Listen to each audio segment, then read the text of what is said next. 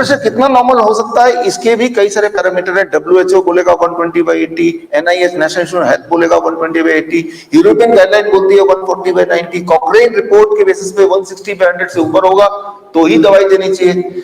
तो joint national committee 8th report के अनुसार ये फिर ये देख रहे हैं एज के अनुसार उन्होंने भाग कर दिया।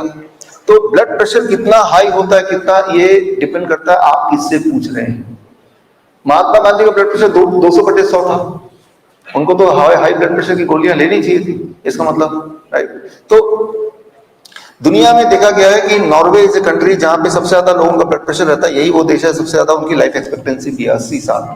जरा सोचिए यहां से एक डॉक्टर वहां पहुंच जाए और सबका ब्लड प्रेशर चेक करे तो क्या जवाब देंगे, क्या बोलेंगे वो, अरे ये तो हाई ब्लड प्रेशर के पेशेंट है, सबके सब मरने वाले हैं, इनकी ब्लड प्रेशर कम कर दो। तो मैं ये बोलना चाह रहा हूं कि हाई ब्लड प्रेशर कितना है जिसमें आप अनकंफर्टेबल है, आपका बॉडी अनकंफर्टेबल है। जिस तरह से मेरे लिए 10 नंबर का शू फिट बैठता है, किसी एक के लिए 5 नंबर का शू फिट बैठता है, 10 और 5 को एवरेज निकाला बन गया 7। अब अगर हम एक नियम निकाल लें सबको 7 नंबर के शू पहनने चाहिए तो किसी को फिट बैठेगा, किसी को हो सकता है फिट नहीं भी बैठे। तो आप अगर गौर से देखेंगे कि ब्लड प्रेशर के आंकड़े आते कैसे, वो इसी तरह से आते हैं, फिटनाइन के आंकड़े, पोटेशियम के आंकड़े कैसे आते हैं, इसी से तरह से आते हैं। तो बचे कैसे इन सबसे? बचने का सिर्फ एक तरीका है कि यू फॉलो योर सिम्टम्स। अगर सिम्टम है तो सिम्टम को कम करने की कोशिश में हम लगे, और सिम्टम कम हो गए तो हम ठीक हो गए। सिम्टम कम नहीं हुए, फिर से ब्लड प्रेशर कम भी हो गया, हम ठीक नहीं हुए।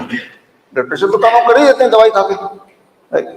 सो यहाँ पे जो ये जो लैंसेट है, this is one of the very interesting और सबसे वन ऑफ द एक महान जर्नल है, ये बोल सकता हूँ। इसमें ये देखा गया है कि जो जिनके ब्लड प्रेशर कम होते हैं ज्यादातर कार्डियक इवेंट उन्हीं में देखा जाता है, ज्यादातर मृत्यु उन्हीं में देखा जाता है। अनलाइक जो हमारी सोच है कि high blood pressure causes heart attack, cardiac event, it is other way round. Evidence तो यही कहती है। तो डायग्नोस्टिक्स जब मैं मिलता हूं या आपसे जैसे पेशेंट से मिलता हूं तो आपके पास इतनी मोटी फाइल होती है, आपको लगता है आपकी सारी कुंडली वहीं पे है, लेकिन वो फाइल किसी भगवान ने नहीं बनाई, किसी इंसान ने बनाई है, और उसमें बहुत सारी कमियां हैं। पहले तो मैं ये बताना चाहता हूं, पहले तो हमारी बीमारी असली वाली बीमारी क्या है और नकली बीमारी क्या है, उसमें फर्क जब तक नहीं करेंगे तब तक हम उसको ठीक कैसे करेंगे, राइट। तो किस चीज को मानना है किसको नहीं मानना है, सिर्फ उस पर बात कर रहे हैं। अगर कोई आंकड़ा आपको पकड़ा नहीं है कि नहीं कोई ना कोई टेस्ट तो होना चाहिए, तो ऐसे लोगों के लिए एक आंकड़ा मैं पकड़ाता हूं 250 वाला, जो ज्यादा एविडेंस बेस्ड है। 250 250 mg पर डेसीलीटर, कि अगर आपका खाना खाने के 2 घंटे बाद 250 से नीचे ब्लड शुगर आता है तो एक्सेप्टेबल है, 200 से नीचे आए तो बहुत बढ़िया है। इसके एविडेंसेस वगैरह काफी सारे हैं। वो सारे एविडेंसेस अगर आपको चाहिए तो ये किताब आप डाउनलोड कर सकते हैं। इस किताब में ACP गाइडलाइन जो आज से 4 साल पहले रिलीज हुआ था, दुनिया का सबसे बड़ा डायबिटीज कम्युनिटी का, वो मिल जाएगा आपको, राइट, जो कि फिर भी रेफरेबल है। जो यहाँ भी जो लोग दवाइयों पे हैं उनकी हम ब्लड शुगर टेस्ट कर रहे हैं, स्कैनर लगाया है, तो this is the parameter which we follow. Cholesterol भी 250 का नंबर, अगर टोटल कोलेस्ट्रॉल 250 से नीचे है तो कोई चिंता की बात नहीं, और अगर टोटल कोलेस्ट्रॉल 250 से ऊपर है तो भी कोई चिंता की बात नहीं, लेकिन तब कोलेस्ट्रॉल खाना बंद कर दीजिए। कैसे पता चलेगा कौन से खाने में ज्यादा कोलेस्ट्रॉल है कम कोलेस्ट्रॉल है? जो भी खाना जानवरों से आता है उसमें कोलेस्ट्रॉल होता है, क्योंकि भगवान ने जानवरों को ही कोलेस्ट्रॉल बनाने की ताकत दी है। टमाटर जानवर से आता है? नहीं आता, 0 कोलेस्ट्रॉल। काजू जानवर से आता है? नहीं आता, 0 कोलेस्ट्रॉल, राइट। दूध जानवर से आता है? High cholesterol. तो आप एनिमल फूड बंद कर दीजिए, dairy product is also animal food, right. Blood pressure बड़ा सिंपल है, इंटरेस्टिंग है। सिस्टोलिक एंड डायस्टोलिक दोनों को प्लस कीजिए, अगर वो 250 से नीचे तो कोई चिंता की बात ही नहीं। मान लो किसी का 150/100 है तो टोटल कितना हो गया? 250। तो ये ऐसा नहीं कि इस आंकड़े को पकड़ के बैठ जाना है, लेकिन जो लोगों को आंकड़े चाहिए ही, तो दिस इज मोर लेवल आंकड़ा इन कंपैरिजन टू जितने सारे आंकड़े हैं। अब आते हैं टूवर्ड्स हम क्योर, करना क्या है उस पे आते हैं। गार्बेज रीलोकेशन बोलता हूं मैं इसको, करना क्या है इस पे आ गए हैं। अब समझिए, मान लो ये फिश टैंक है जो कि इसकी दुनिया है मछलियों की, ये पूरी तरह से गंदा हो गया तो मछलियां बीमार पड़ जाएंगी ना। अब डॉक्टर आके अगर मछलियों का इलाज करने लगे, क्या मछलियां कभी ठीक हो सकती हैं? दवाई देखें, कितनी भी दवाई दे, कौन सी वाली दवाई दे, क्या मछलियां ठीक हो सकती हैं?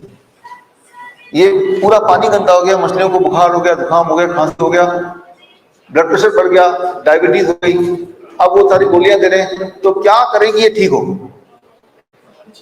पानी को बदलना है, हमें मछली को नहीं छेड़ना है, पानी को बदलना है। Very simple. अच्छा, पानी को प्यूरिफाई करने क्या किया, पानी से सारी गंदगी निकाली, निकाल के कोने में गंदगी रख दी। अब क्या होगा, दोबारा से धीरे धीरे धीरे धीरे गंदगी आपने, यही होता है हमारे शहर में, दिल्ली में हो या नागपुर में हो या न्यूयॉर्क में हो, गंदगी रीलोकेशन, एक जगह से कचरा निकालते हैं और दूसरी जगह कचरा डाल देते हैं, यही तो करते हैं ना। आपको अपने आसपास का माहौल बड़ा साफ दिखता है, लेकिन वो कचरा लेके गएगा कि शहर के किसी कोने में तो डाला है, तो ओवरऑल पोल्यूशन तो है ही ना, राइट। तो गार्बेज रीलोकेशन से हम पोल्यूशन को फ्री नहीं कर पाएंगे, वो आपने देखा ही। वही चीज यहाँ पे हो रही है हमारे बॉडी के अंदर कि गार्बेज आपने सारा क्लीन तो कर दिया, लेकिन उठा के अगर इसी के अंदर डाल दिया तो क्लीन नहीं हो पाएगा, जो भी हम करते ही हैं। फॉर एग्जाम्पल, अगर हम बोले ब्लड शुगर के कॉन्टेक्स्ट में बोले, तो ये सारे ट्रायल्स अगर आप पढ़ेंगे, एसीपी गाइडलाइन पढ़ेंगे, तो ये निकल के आएगा, आपने एक दवाई ली से मेटफॉर्मिन ले लिया, ब्लड शुगर कम आ गया। ब्लड शुगर का मतलब ब्लड में शुगर। इस बात को समझिए, यहाँ पे 1/3 लोग ब्लड शुगर की दवाई लेते हैं, इसमें क्या इंसुलिन लेते हैं आप में से, तो बड़ा इंटरेस्टिंग है। जैसे ही आपने दवाई खाई, पहले से ब्लड शुगर, ब्लड के अंदर जो ग्लूकोज है वो कम हो गया, ग्लूकोमीटर से पता चल गया। जो ब्लड में शुगर था वो कम होके गया था, क्या वो जल गया, क्या वो भस्म हो गया, क्या वो मैजिकली गायब हो गया? नहीं, दवाई ब्लड से शुगर को लेके गार्बेज को रीलोकेट कर दिया, हड्डियों के बीच में, आंखों के पीछे, हार्ट के अंदर, किडनी के अंदर, स्किन के पीछे, जहां भी गार्बेज रीलोकेशन होगी वही वाली बीमारी आपको हो जाएगी। आप बोलेंगे मेरा ब्लड शुगर तो नॉर्मल रहता है, दवाइयों पे हूं, लेकिन हाथों जॉइंट में पेन होने लगा आजकल। यू विल नेवर रिलेट कि जॉइंट में पेन हो रहा है ये भी तो शुगर की दिक्कत है, या पार्किंसन हो गया, या डेमेंशिया हो गया। डेमेंशिया, पार्किंसन, इन सबको इसीलिए अब डायबिटीज टाइप 3 बोला जाता है, क्योंकि ये पता चल गया ये सारी ले देके शुगर के ही वजह से हो रहा है, शुगर की रीलोकेशन की वजह से हो रहा है। तो जब भी आप दवाइयों से शुगर को कंट्रोल करते हैं, तो शुगर को कंट्रोल नहीं कर रहे, शुगर को रीलोकेट कर रहे हैं बॉडी के किसी और पार्ट में। यानी कि उस वक्त के लिए आपको एक अच्छा सा फील होगा कि मेरा ग्लूकोमीटर में ग्लूकोज, ब्लड शुगर कम हो गया, लेकिन बॉडी शुगर कम नहीं हुआ। बॉडी के किसी हड्डियों में या हड्डियों के बीच के गैप में, आंखों के पीछे, स्किन में झुर्रियां पड़ने लगेंगी, स्किन के पीछे होगा तो जहां भी होगा वो अलग। तो अभी जो हम कर रहे हैं, दवाइयों से जब आप कंट्रोल करते हैं तो गार्बेज रीलोकेशन, ये इसका सबूत चाहिए आपको, मेरे सारे ट्रायल, राइट, ये सारे ट्रायल एक जगह इकट्ठे चाहिए, ये रहा किताब, ये लिंक, राइट। या तो आप मेरी बात वैसे ही मान लीजिए या इसको और छानबीन कीजिए। दवाइयों से आप कभी क्यों नहीं ठीक हो सकते, वही वाला फॉर्मूला है फिश टैंक वाला कि गार्बेज आप सफाई करके दोबारा फिश टैंक के अंदर ही रखना है, आपकी तरह साफ होगा ही नहीं। यानी कि दवाई से, इसीलिए आपने देखा नहीं होगा पूरे दुनिया में कभी भी कोई एक इंसान भी ठीक हुआ हो, क्योंकि प्रिंसिपल ही गड़बड़ है ना, गार्बेज रीलोकेशन प्रिंसिपल पे बेस्ड है, ये ठीक हो ही नहीं सकता, राइट। लेकिन वो और बीमारियां पैदा करता जाता है, क्योंकि पहले बॉडी में शुगर जाता है, अब एक शुगर के साथ एक चीज और जाता है, वो है आपकी दवाई, राइट। सो अब अगर हम बात करते हैं दुनिया की सबसे पुरानी दवाई की, वो है पैरासिटामोल। ये सबसे ज्यादा बिकने वाला, सबसे ज्यादा यूज करने वाला, इवन बिना प्रिस्क्रिप्शन पे यूज करने वाला दुनिया का सबसे। पैरासिटामोल पे जितने सारे ट्रायल हैं वो आपकी आंखों के सामने मैंने सारे इकट्ठे कर दिए, सारे इकट्ठे कर दिए, और सारे ट्रायल मिलके कंक्लूड करते हैं कि जो लोग पैरासिटामोल लेते हैं उनकी वो बीमारी और ज्यादा लंबी चलती है। बुखार में पैरासिटामोल लेंगे तो बुखार और लंबा चलेगा, वो बीमारी और लंबी चलेगी। कोई भी ट्रायल ये नहीं कहता है कि पैरासिटामोल लेने से कोई भी तरह से इंसान को फायदा है, रिलीफ मिलेगा at the cost of making you more sick. ये सारे ट्रायल हैं दुनिया में। अगर पैरासिटामोल ना होती, ये सारे ट्रायल हैं, तो दुनिया में जो लिवर फेलियर के केसेस आधे रह जाते। 50% liver failure is because of paracetamol, one medicine only. इसीलिए पैरासिटामोल को दुनिया का सबसे ज्यादा डेंजरस दवाई का खिताब मिला हुआ है। तो जो सबसे डेंजरस है, याद रखिए, जब आपको बुखार हो, हम यहाँ क्या करते हैं, बुखार कोई बीमारी नहीं है। बुखार जब आपके बॉडी का टेम्परेचर ज्यादा होता है, उस वक्त जो वायरस एंड बैक्टीरिया है वो इनइफेक्टिव हो जाते हैं।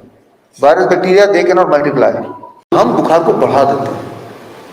क्योंकि हम कैसे बुखार को बढ़ाते हैं कि ऐसे पेशेंट को, जैसे आप बैठे हैं, बाल्टी में 42 degree Celsius, remember the number, 42 degree Celsius पानी, बाल्टी, वो उतना गर्म पानी लेके उनके सामने बाल्टी, और जैसे आप बैठे हैं दोनों पैर बकेट के अंदर, तो एक तो पहले से फीवर है 102 103 डिग्री फ़ारेनहाइट, और हमने और फीवर को बढ़ा दिया आधा डिग्री 1 डिग्री। आधे घंटे तक इतना टेम्परेचर जब मेंटेन करते हैं तो बॉडी का हीट और बढ़ जाता है, बॉडी से पसीने लगते हैं। आधे घंटे के बाद जब बकेट हटाते हैं उसके 15-20 मिनट बाद जो टेम्परेचर था एकदम ड्रॉप करता है, नॉर्मल हो जाता है, पेशेंट फिट हो गया। हमने क्या किया कि बॉडी को हेल्प किया फीवर क्रिएट करने में, और जब फीवर ज्यादा क्रिएट हो गया तो वो जो वायरस था that died their own death. तो हमारी मेडिसिन क्या है, फीवर ही दवा है। लेकिन फीवर जब बॉडी क्रिएट करता है तो बॉडी अपना ईंधन यूज करता है खुद का, लेकिन आपने बाहर से फीवर दे दिया तो बॉडी को उतनी एनर्जी यूज करने की जरूरत नहीं पड़ी, क्योंकि ज्यादा एनर्जी बॉडी का खपेगा तो आपको ही कमजोरी महसूस होगी। तो फीवर को घटाना नहीं है, कभी भी बढ़ाना है। कई बार बोलते हैं कि सिर पे चढ़ जाएगा, किसी को सीजर हो जाएगा, बच्चे को फिट्स पड़ जाते हैं, ऐसा बोलते हैं। ये देखा गया है कि पैरासिटामोल से अगर फीवर कम करेंगे तब भी जिसको फिट्स पड़ना पड़ेगा ही पड़ेगा, ये कंक्लूड किया गया। तो फिट्स से बच नहीं सकते, और फिट्स देखने में भयानक लगता है लेकिन वो 2-4 सेकंड की बात होती है, वो रिवाइव हो ही जाता है, ऐसी कोई गड़बड़ बात नहीं है। एंड एनीवे फिट्स पैरासिटामोल से कंट्रोल नहीं होता है, तब भी आना है तो आएगा ही, चाहे टेम्परेचर घट गया तब भी आएगा। तो यहां पे मैं ये बोलना चाह रहा हूं कि हम बीमार कैसे पड़ रहे हैं, जिस चीज से हम उम्मीद कर रहे हैं ये हमें ठीक करेगा, एक्चुअली वही मेन कल्प्रिट है, राइट। वो जो पुलिस जिसे सोच रहे हैं वही चोर है। ये बात हमें समझना पड़ेगा। दुनिया के सारे एविडेंसेस आपकी आंखों के सामने हैं।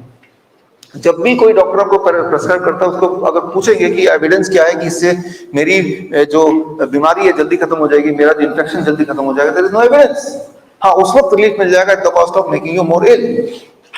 तो हमें क्या करना है इससे, मतलब गार्बेज आउट, कि यहां से सारे गंदगी कलेक्ट किया, उठा के इस एक्वेरियम से बाहर फेंक दिया। फिश की इम्यूनिटी उसको अपने आप ही ठीक कर देगी जब यहाँ पे नरिशमेंट मिल जाएगा, है कि नहीं। बॉडी के साथ भी इस हॉस्पिटल में हम यही करते आए हैं। कैसे करते आए हैं, आपके साथ कैसे करने वाले हैं, अब इस पे बात करते हैं।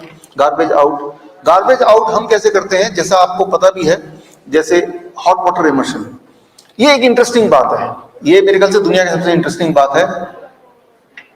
आप जब यहां देख रहे हैं पानी में बैठे हैं, अभी पानी में हम लोग नहीं बैठे हैं, तो हमारे सिर के ऊपर कितना प्रेशर है, 1 एटमॉस्फेरिक प्रेशर। यहां से लेकर जितना दूर तक आसमान है उतने दूर तक आसमान की हवा हमारे सिर के ऊपर है, इसे बोलते हैं 1 एटमॉस्फेरिक प्रेशर, राइट। लेकिन हर बार हमेशा इसके अंदर रहते हैं, फील नहीं करते वो प्रेशर। लेकिन जो लोग पानी के अंदर बैठे हैं, जो लोग आप में से, उनके बॉडी में 1 एटमॉस्फेरिक प्रेशर सिर्फ इतना तक है, और इससे नीचे जो प्रेशर है 1 atmospheric plus the pressure of the water, that is 2% of additional pressure. जब ये प्रेशर डिफरेंस होता है बॉडी में, अलोंग विद दैट जब हीट आता है तो your skin become the third kidney. तो स्किन के अंदर जो टॉक्सिन बॉडी में जमा है, चाहे वो क्रिएटिनिन है, चाहे वो शुगर है, चाहे वो पोटेशियम है या सोडियम है, कैल्शियम है, वी डोंट नो, जो भी ज्यादा एक्सेस होगा वो बॉडी से बाहर निकलने लगेगा, यानी कि गार्बेज आउट। भगवान ने हमें 3 किडनी दी है, तीसरा किडनी बहुत बड़ा है, that is the skin, the biggest organ. लेकिन वो किडनी की तरह कैसे काम करेगा, जब वो उसको एक एनवायरनमेंट मिलेगा, that is heat and pressure. एक इंटरेस्टिंग बात याद रखिए कि जैसे जैसे पानी के अंदर हम जाते हैं, इंसान का बॉडी जाने लगता है, वैसे वैसे एटमॉस्फेरिक प्रेशर के साथ पानी का प्रेशर जुड़ता जाता है।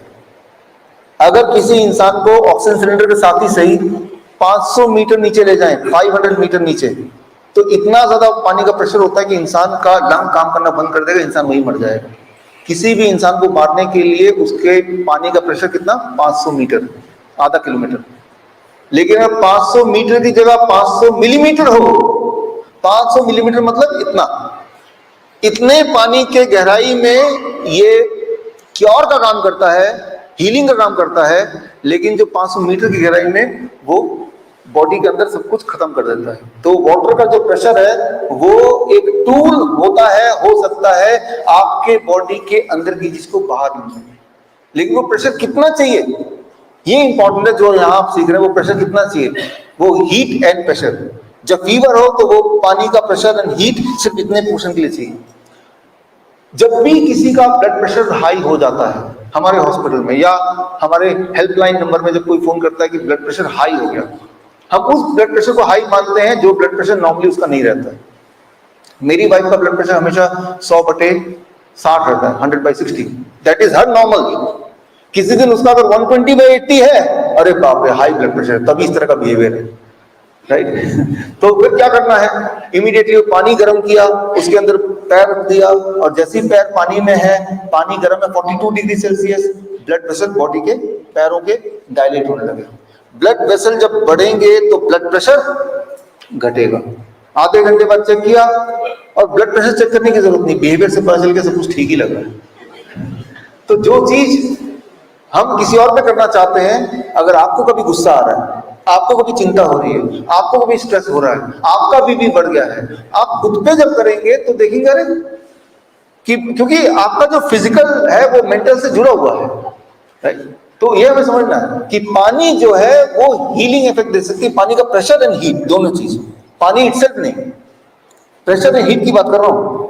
हम में से कुछ पेशेंट आते हैं जिनके फिस्टूला लगा रहता है पेट से, राइट, डायलिसिस की वजह से, तो उनको हम पानी में नहीं बिठा सकते, इन्फेक्शन हो सकता है, तो उनको पहले हम रेनकोट पहनाए जाते हैं, ड्राई सूट बोलते हैं इसको। तो अब जब वो पानी में बैठेंगे तो स्किन को पानी टच नहीं कर रही है, लेकिन पानी का प्रेशर और पानी का हीट उसके बॉडी में जा रहा है। तो मैं ये समझाना चाह रहा हूं, ये पानी की वजह से नहीं ठीक हो रहे हैं या जो भी है, पानी का जो प्रेशर आपको मिल रहा है और जो हीट मिल रहा है, heat and pressure, these become the medicine. इसे कहते हैं ग्रेविटेशनल रेजिस्टेंस।